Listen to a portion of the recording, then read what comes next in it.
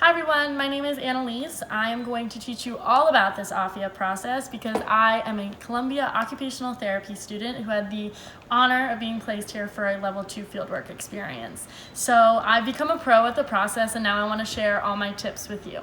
So the first thing you want to do with any Afya table of medical supplies is look at these objects and make sure that they're good and not expired. So checking for an expiration date, what you're going to do is look for something that says EXP or has an hourglass symbol. And the special thing about our expiration dates is they're not actually today. They're about a year and a half set into the future. So you want to make sure that you ask an Afya staff member what the expiration date that we're using for that sort is. Then you're going to look around the table and double check to make sure that the objects you're picking up are not expired.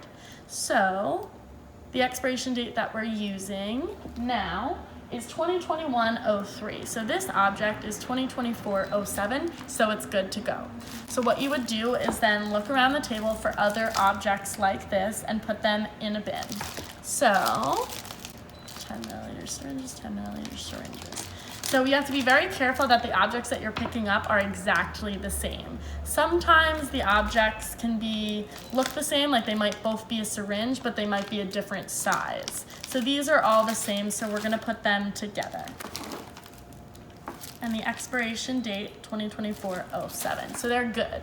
However, there are some exceptions to the rule regarding the expiration date. So typically, if an object is expired and it doesn't fall after the expiration date, or before the expiration date, we're going to throw it out.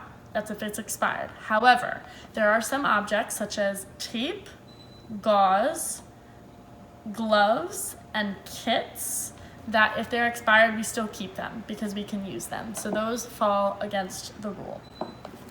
So these objects are 2024-07, and I found 1, 2, 3, 4, 5, 6, 7, 8 of them.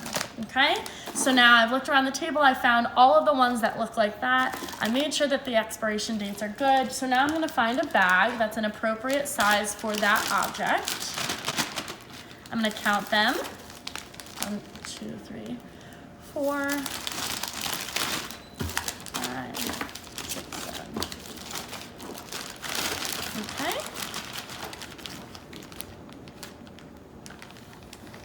And you're going to now label that bag.